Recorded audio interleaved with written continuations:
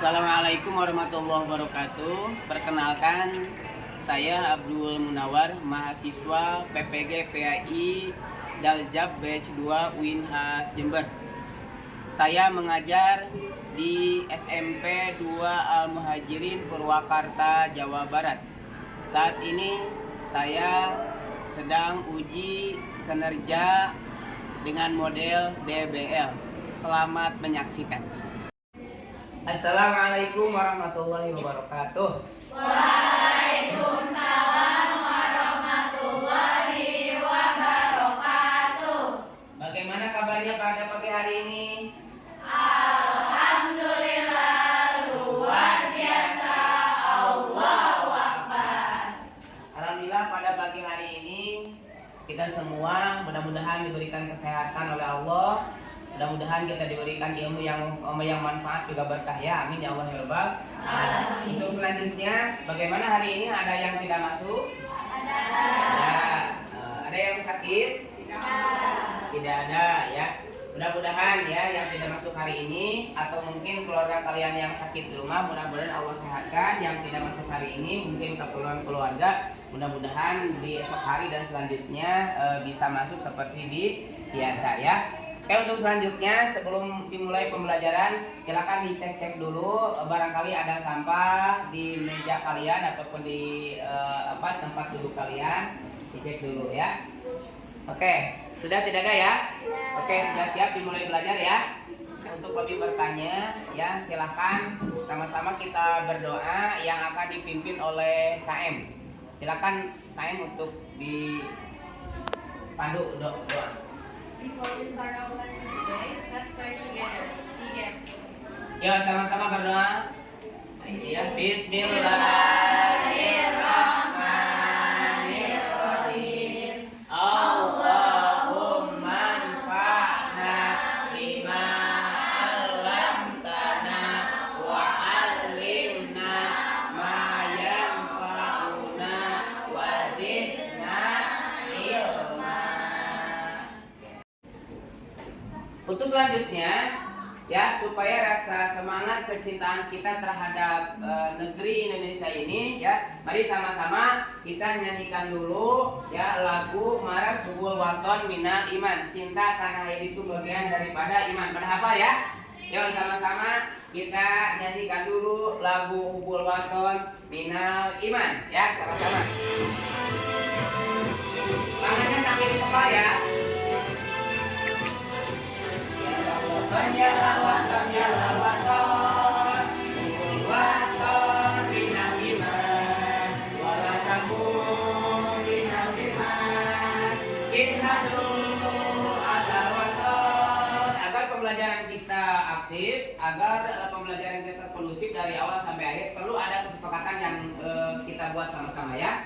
Nah, ini kesepakatan belajar yang telah kita buat. Ada dua kesepakatan belajar yang telah kita rancang ya sebelumnya. Coba KM, kesepakatan pertama itu apa? Coba dibaca dulu.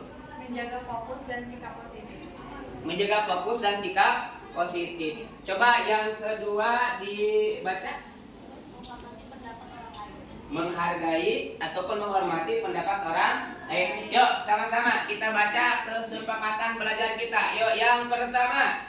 Menjaga fokus dan sikap positif. Yang kedua. Menghormati pendapat orang lain. Oke, bagus ya, mudah-mudahan dengan kesepakatan belajar ini kita belajar dari awal sampai akhir dengan tertib, dengan kondusif ya, sehingga kita bisa menyerap, bisa menerima ilmu yang akan disampaikan oleh guru ya. Ya, agar pembelajarannya semangat, kita cek semangat terlebih dahulu ya. Silakan semuanya untuk berdiri. Oke ya, cek semangat dulu ya. Cek semangatnya ya, dengarkan ya, cek semangatnya ya. Kalau ada kata-kata tepuk, silakan kalian tepuk. Kalau tidak ada kata-kata tepuk, kalian tidak usah tepuk tangan ya. Ya, semangatnya ya. Tepuk 1, tepuk 2, 3. Tidak ada kata-kata fokus. Ulang dulu ya. Fokus ya. Tepuk 1, tepuk 2, tepuk 3, Ya, alhamdulillah ya, sama-sama sudah kompak. Tepuk tangan semuanya. Silakan untuk duduk kembali. Baik, hari ini kita akan mempelajari materi tentang memaknai kurban, ya, tentang memaknai kurban, ya. Yang sebelumnya kalian sudah mempelajari tentang bagaimana, ya, mendistribusikan daging kurban, betul ya? Maka kemarin kan sudah dipelajari bahwa mendistribusikan daging kurban itu dahulukan kepada orang yang sangat membutuhkan, karena orang yang berada mungkin saja makan daging tiap hari, tapi orang yang tidak berada atau bisa dikatakan orang miskin, mungkin mereka hanya bisa makan daging 1 tahun 1 kali ketika Idul Adha, betul ya? Nah, sekarang kita akan maknai, ya, kita akan maknai apa sih sebenarnya kurban itu, ya. Maka dari itu, ya, kita lihat dulu nih, ya, tujuan pembelajaran hari ini, ya. Nah, ini memaknai tentang ibadah kurban dalam Islam. Sebelumnya Bapak mau bertanya dulu, ya, siapa yang tahu apa itu kurban? Apa itu kurban? Oke, kurban itu berbagi daging, apa lagi? Ya. Oke, untuk lebih lanjut coba perhatikan, ya. Perhatikan materi kurban. Materi kurban itu berasal dari bahasa Arab, artinya qoroba, ya, yang artinya mendekatkan diri. Mendekatkan diri kepada siapa? Maka di sini perlu dibahas secara istilah. Ya, secara lebih lanjut, kurban itu adalah, yuk sama-sama, menyembelih ibadah, menyembelih hewan tertentu, terus dengan niat mendekatkan diri kepada Allah yang dilakukan pada hari apa? Hari Raya Idul Adha atau hari Tasyrik. Coba hari Raya Idul Adha tanggal berapa Dzulhijjah? Tanggal 10 Dzulhijjah. Kalau hari Tasyrik tanggal berapa? 11, 12, 13. Jadi berarti menyembelih kurban itu, ya, disembelih gitu, ya, di hari Raya Idul Adha tanggal berapa tadi? Tanggal 10-nya. Ditambah lagi hari Tasyrik 11, 12, 13. Makanya boleh. Aduh, tanggal 10 belum punya untuk hewan untuk dikurbankan. Sapi ataupun domba belum punya. Adanya di hari tanggal 11, boleh tidak kurban? Boleh. Di tanggal 12 boleh? Adanya di tanggal 13 punyanya nih. Boleh tidak? Boleh. Kalau tanggal 14 punya di situ gimana, boleh tidak? Tidak boleh di situ mah. Boleh saja disembelih, cuman kategorinya belum atau bukan kategori hewan kurban. Kalau disembelih nanti bahasanya hewannya jadi infak, ya, ataupun jadi sedekah seperti itu, ya. Untuk selanjutnya, coba ini ada dasar hukum tentang kurban. Ada dasar hukum tentang kurban, yaitu surat apa? Surat Al-Kautsar ayat berapa? 2. Ayat 2. Yuk coba sama-sama surat Al-Kautsar ayat 2. Bismillahirrahmanirrahim. Fasholli lirabbika wanhar. Coba dibaca.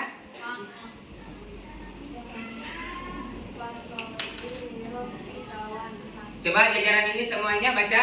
Fasholli lirabbika wanhar. Coba jajaran 3 dibaca. Fasholli lirabbika wanhar. Coba jajaran 1 baca semuanya.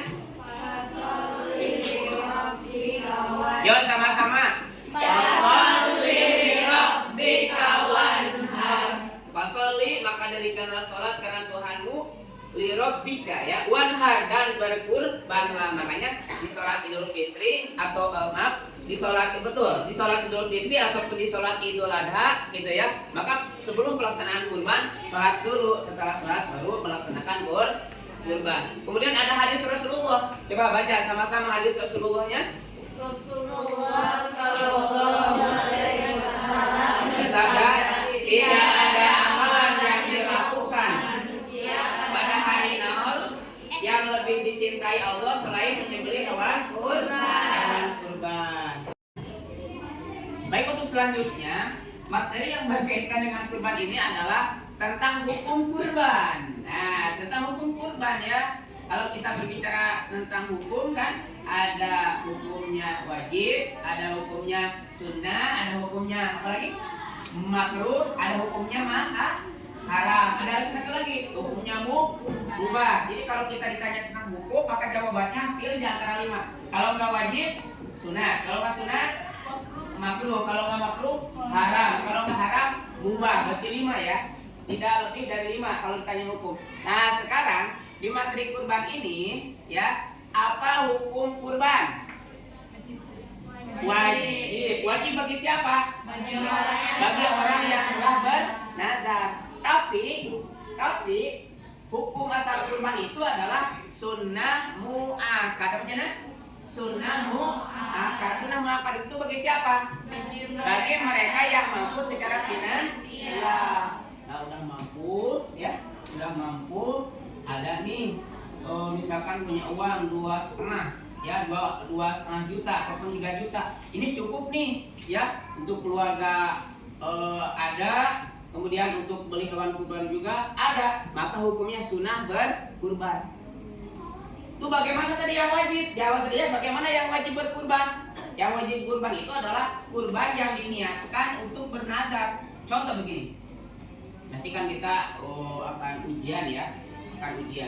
Kalau saya ranking 1 ya, kalau saya ranking 1, saya ketika Idul Adha akan berkurban, berjanji pada Allah.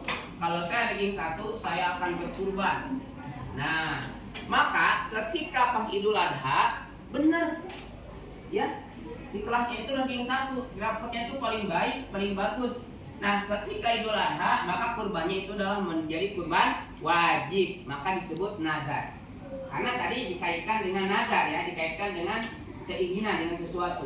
Kata orang tua kamu misalkan, Dek ataupun Kak, kalau ayah gajian nanti dapat bonus besar, wah gitu ya, dari bos, gitu ya, maka nanti Idul Adha ayah atau ibu akan berkurban. Berarti itu nadar. Mereka benar ya, dapat bosnya besar, dapat bonusnya besar dari bos itu. Maka itu jadi apa? Jadi kurban nadar. Maka kurbannya jadi wajib. Bisa kebeli HP, bisa kebeli motor dari bonus itu kan, misalkan ya. Beli domba pun bisa. Maka kurbannya nanti jadi kurban wajib. Oke, perhatikan untuk selanjutnya ya. Dari hewan kurban itu ada syarat hewan kurban. Jadi tidak semuanya hewan itu bisa dikurbankan ya. Coba yuk baca sama-sama. Ya, syarat hewan kurban itu apa saja? 1. Jenis hewan. Jenis hewan kurban itu apa saja? Unta, apa lagi? Sapi, apa lagi? Kambing, apa lagi? Domba. Banyak ayamnya. Beberapa kandang ayam banyak, terisi semuanya. Misalkan ada punya 2 kandang ayam, dari masing-masing kandang ayam itu terisi misalkan ada 20, berarti 2 kandang ayam jadi 40. Coba itu ayam itu wajib dikurbankan tidak? Tidak. Kenapa? Karena tidak masuk kepada syarat kurban. Tidak termasuk kepada syarat sah hewan kurban itu sapi, unta, apalagi kambing atau domba. Kuda boleh tidak? Punya kuda? Enggak. Punya apa lagi? Kelinci. Apalagi gajah misalkan? Enggak. Ayam banyak? Enggak dikurbankan gitu ya. Kemudian dari sisi umur, apakah ketika pas lahir boleh dikurbankan? Oh, tentu tidak. Ini ada ketentuannya nih. Apa? Umur hewan kurban 1, unta berapa tahun? 5 tahun. Kemudian sapi 2 tahun. Kemudian kambing atau domba 1 tahun atau cukup 6 bulan jika memang gemuk gitu ya, jika bagus badannya itu boleh gitu ya. Maka dari fisik hewan yang dikurbankan ini sangat menentukan. Sapi punya, domba punya, kambing punya, atau unta sekalipun punya. Akan tetapi sapi, kambing ataupun domba tersebut ternyata tanduknya pecah. Domba Garut sering diadu, tanduknya pecah. Domba tersebut sah nggak dikurbankan? Tidak sah. Kenapa? Karena cacat. Terus dombanya besar, pas 2 hari mau dikurbankan sakit. Dombanya itu sakit, boleh nggak dikurbankan? Tidak, maka harus sehat, ya. Yang kurus boleh nggak dikurbankan? Tidak. Nah, ini adalah syarat-syarat hewan yang harus dikurbankan. Oke, dapat dipahami? Dapat dipahami? Ada yang bertanya tidak? Ada yang bertanya? Berarti sudah paham semuanya ya? Oke ya, alhamdulillah ya. Ini materi tentang kurban ini sudah disampaikan. Agar pembahasan makna tentang kurban lebih mendalam, ya, mari kita sama-sama untuk berdiskusi. Sebagaimana kelompok diskusi yang sudah Bapak bagi, ada kelompok auditori, ya, nanti fokus untuk menyimak ya video ya dari suaranya gitu ya. Kemudian ada kelompok visual, ada kelompok kinestetik ya. Nanti video yang akan ditampilkan ini silakan kalian simak ya, berikut videonya. Assalamualaikum warahmatullahi wabarakatuh. Saudara-saudaraku dimanapun berada, apa makna dibalik ibadah kurban yang kita lakukan setiap Idul Adha? Ibadah kurban adalah simbol ketaatan dan ketakwaan, mengikuti jejak Nabi Ibrahim yang rela mengorbankan apa yang paling dicintainya karena Allah Subhanahu wa taala. Lebih dari sekadar menyembelih hewan, kurban mengajarkan kita tentang keikhlasan dan kepedulian terhadap sesama. Daging kurban disalurkan kepada fakir miskin, mempererat persaudaraan, menumbuhkan rasa syukur dalam diri kita. Oleh karenanya, mari kita laksanakan kurban dengan hati yang ikhlas, karena sejatinya yang sampai kepada Allah adalah bentuk ketakwaan kita. Sekian dan terima kasih. Wassalamualaikum warahmatullahi wabarakatuh. Setelah kalian menyimak video ya yang barusan ditayangkan, ya silakan kalian berdiskusi sesuai dengan kelompok yang sudah dibagi, kelompok auditori, visual, juga kinestetik ya. Ini LKPD yang akan kalian diskusikan. Ya, silakan kalian jawab pertanyaan yang ada di LKPD ini dengan kompak ya. Silakan. Kemudian ini kelompok visual. Silakan ya ikut berembuk nanti diskusi. Kemudian ini kelompok kinestetik. Ya. Silakan buka ya, bukunya buka. Silakan. Buku materinya silakan kalian buka. Ya, silakan kalian sekarang diskusi ya.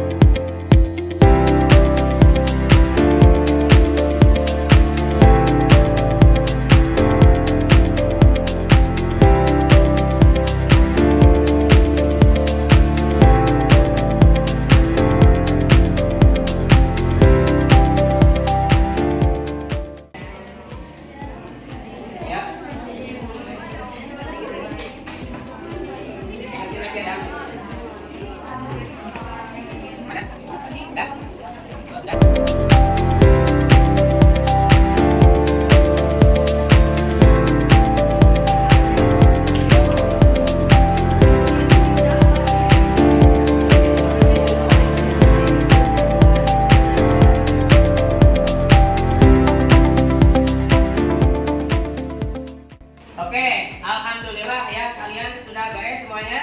Sudah beres semuanya? Oke, dikarenakan diskusinya sudah beres, berarti saatnya sekarang presentasi apa yang telah didiskusikan sesuai dengan kelompoknya masing-masing. Siap ya? Oke ya. Siapa dulu dari ketiga kelompok ini yang akan pertama mempresentasikan hasil daripada diskusi? Siapa dulu? Ayo kelompok visual dulu, silakan untuk mempresentasikan. Yuk.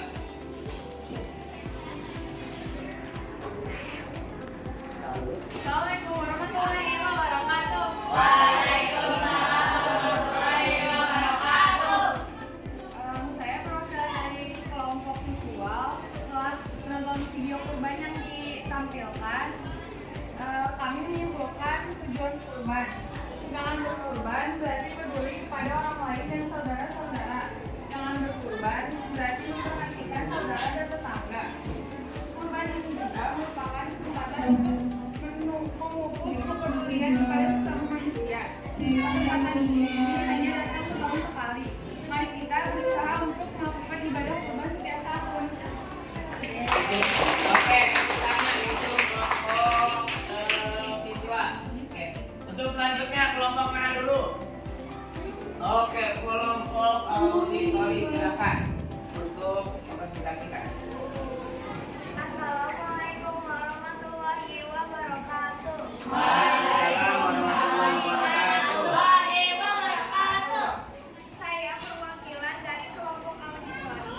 Setelah menyimak ceramah tentang kurban, kami kelompok auditori menyimpulkan bahwa berkurban atau menyembelih hewan kurban adalah merupakan aktualisasi dari sikap syukur kepada Allah atas nikmat yang telah diterima, sehingga kita mampu membeli hewan kurban untuk dibagikan kepada masyarakat sekitar. Oke, bagus tepuk tangan untuk kelompok auditori ya.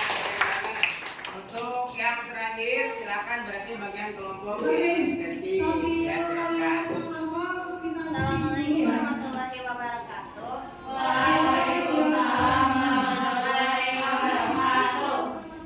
Kami dari kelompok kinestetik mempraktekkan dengan membagikan daging kurban dan juga mengorban hewan. Saat melakukan simulasi tersebut, perasaanku campur aduk. Awalnya aku merasa sedikit gugup karena takut tidak bisa membagikan daging dengan adil. Namun, setelah memahami cara melakukannya, aku merasa lebih tenang. Bagianku yang sulit adalah memastikan semua orang mendapat bagian yang sama tanpa ada yang merasa. Namun, dengan kerjasama dan pembagian yang terencana, tugas ini menjadi lebih mudah. Aku menyadari pentingnya bersikap adil karena itu adalah amanah yang harus dijaga. Oke, tepuk tangan untuk kelompok kinestetik. Oke, ya. Setelah kita mendengarkan ya, kita semua memperdengarkan presentasi daripada masing-masing kelompok ini ya. Sebagai refleksi, kira-kira apa yang kalian dapatkan setelah tahu makna tentang kurban ini? Pengorbanan tidak hanya tentang sesuatu yang kita memberi sesuatu yang kita miliki. Oke, yang lain? Yang lain, kira-kira apa? Setelah mengetahui tentang kurban, makna kurban ini?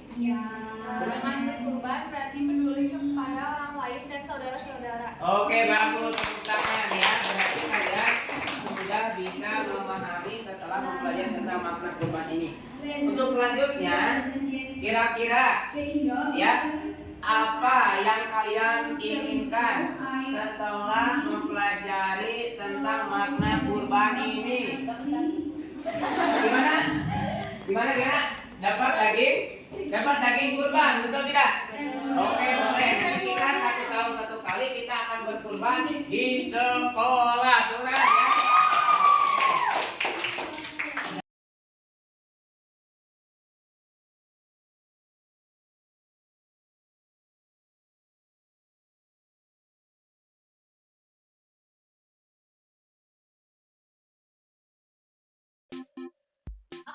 Ya, oke.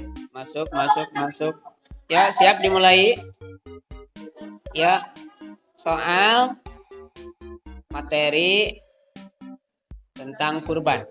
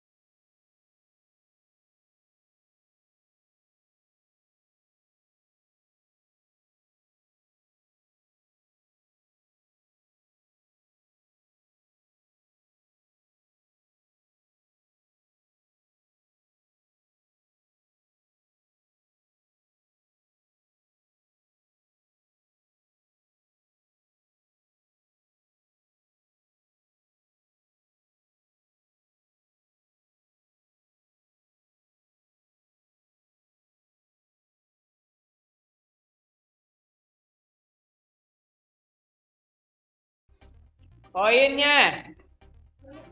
Poin 3 Nadira. Poin 2 Luna Maya.